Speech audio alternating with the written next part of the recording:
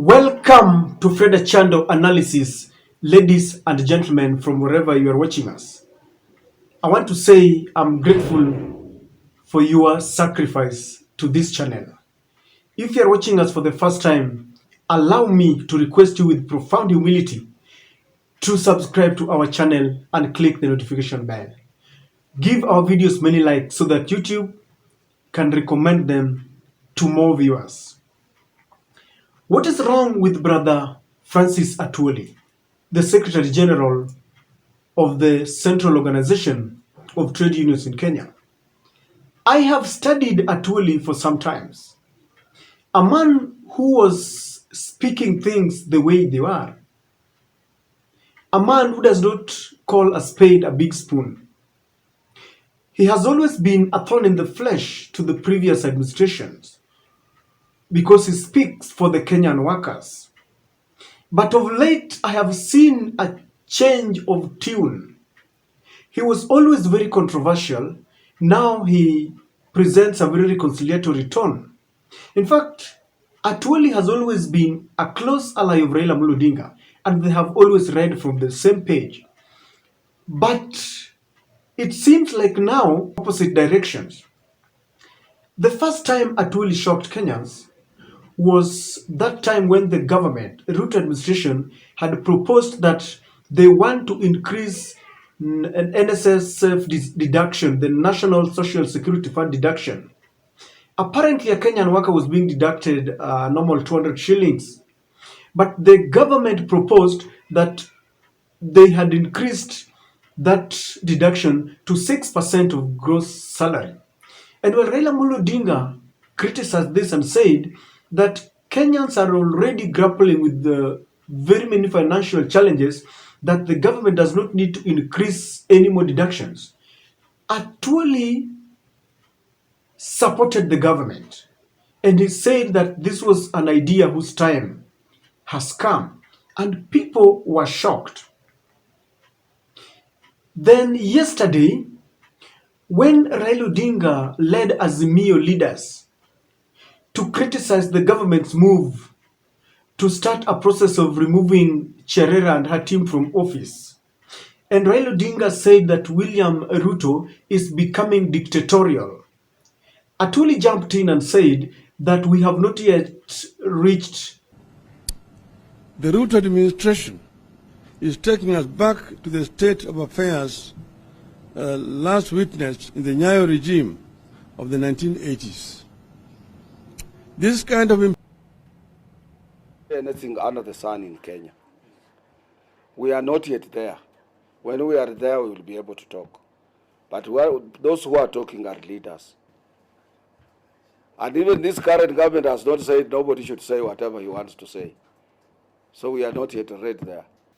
And even though he was saying that Raila has every right to criticize the government, he affirmed that in his own very considered opinion, we are very far from being considered to be dictatorial. And I'm wondering, why the change of tune? Why is he blowing hot and cold? He's giving us mixed signals. In fact, a section of Western Kenya legislators criticized Atwoli, and they are claiming that perhaps Atwoli is now finding himself as a strange bedfellow with the Ruto administration. But I just thought for a while, what exactly do you think Atwoli should do? It is survival tactics. Because in the last campaigns, Atwoli had criticized the then deputy president, who is now the president. In fact, he even said that there was no way that Ruto stood a zero chance of being elected as a president in Kenya. At some point, he had even said that he was not going to be in the ballot. Now things have changed, and he finds himself working with the very person whom he had criticized. What exactly do you want Atwoli to do? And in fact, from where I sit, I want to defend Atwoli because you must survive. Atwoli wants to reconcile with the person he offended. Because William Ruto, you can see what is happening. People who stood on his way have felt the pinch of his wrath. He started with people like Matiang'i and Kinoti, but I think things worked out. Fate played their role, and Matiang'i and the team are now safe. The fate of Cherera and the team are still hanging in a balance. And Atwoli does not want to meet that very fate. And he's trying as much as he can to be reconciliatory to the government so that they don't read from different pages, lest he face the very, very wrath. Because Atwoli was very lethal. He was not careful with his words during the campaigns. And so he wants to present himself as a person who can now work with the government. He is presenting and showcasing magnanimity so that the Ruto administration can accommodate him. And I think he's succeeding in this. By supporting the 6% deduction, I think they were together. And they met sometimes back with Musalia Mudavadi, and I think they must have discussed a number of things. Atwoli wants to keep his job. Remember, Atwoli is the secretary of KOTU, and KOTU is an umbrella that has got over 54 unions under it. And Atwoli knows very well that if the government wants to mess you up, it will take them a minute to mess you. And if you think I'm lying, ask Sosion. Sosion was leading one of the largest trade unions in Kenya, NAT, Kenya National Union of Teachers, that was composed of teachers, the primary teachers. And then when he became a thorn in the flesh of the government and the Teacher Service Commission, they messed him up. They created a parallel union, and teachers started moving up and down saying that they were tired of NAT.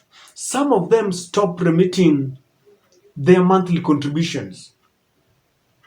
And before Sosion knew it, they had lost, within, I think, less than 6 months, they had lost over 100,000 members.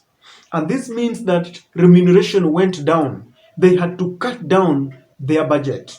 As if that was not enough, the government strengthened KUPPET, Kenya Union of Primary Teachers, that one of secondary teachers.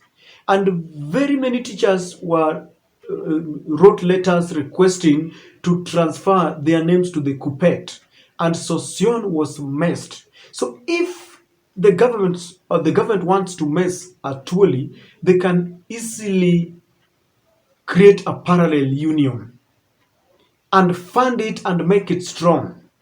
They can even go to parliament and enact legislations that will ensure that Atwoli does not run again. Atwoli is 73 years old. He started, the first time he became a Secretary General of KOTU was 2001. And he has always served a 5-year term, renewable. They can even say that for you to become a Secretary General of any trade union, then you must be 50 or 60 and below. And the UDA and the Kenya Kwanza team have got the numbers. If they decide to pass that law, it will take them 1 minute, and then Atwoli might not get a chance of retaining his position as a KOTU general. Atwoli understands that for the sake of smooth running between his organization and the government, for the Kenyan workers to at least find solace, then he has to rub shoulders in the right way with the government. And this is the reason why I'm saying that I cannot blame Atwoli. I want to defend him because he must find a way of surviving within the new administration. We all understand that most people think that Kenya has become dictatorial or slowly going towards that direction.